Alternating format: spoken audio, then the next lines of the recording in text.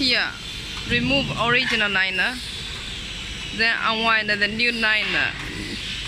So we can put the rubber roller, press the liner without press the foam.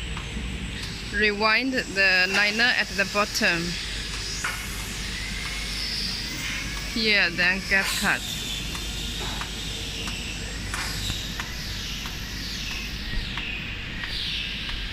Here is gap cut. And then here is the rewinding.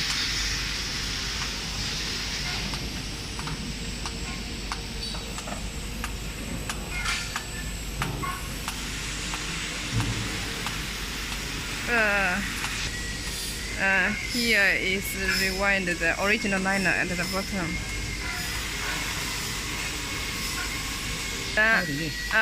After finish, we will press jogging. Press jogging so material moves. Keep 800 millimeter. This is the product. Okay, then after that, cut it.